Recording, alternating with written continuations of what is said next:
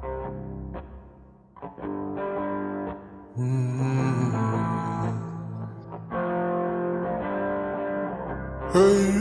hey,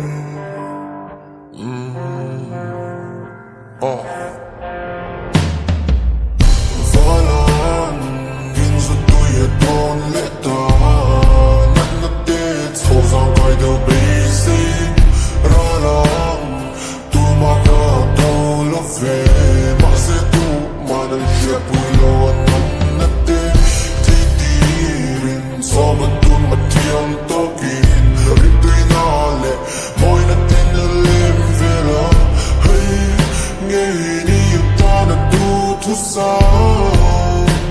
Atan suan varane Mana na dito na song muleta Ralang adaw lang ang mel po atwa Mana atine na handikin Na chas na kanito Wile dino So if you made see ano lang Titiling fin na tiboy pa Ngaay na vang kan soy yang Ako abit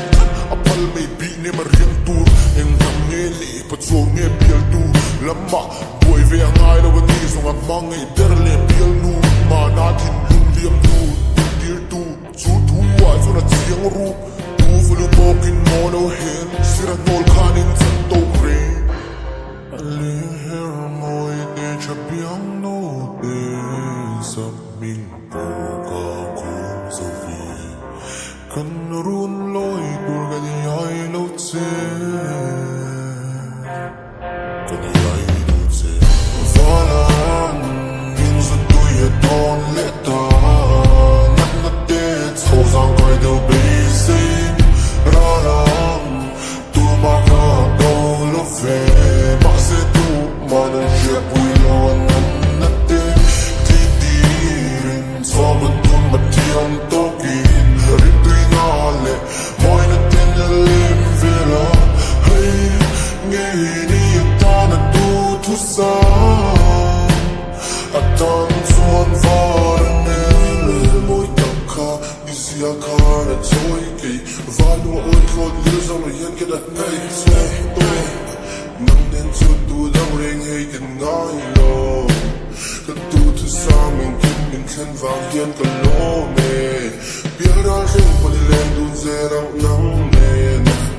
Ipini beri kim katuti Ifu kay hoy harin siya sa mafusi boy ni Kaloman ni kan runi loy turhi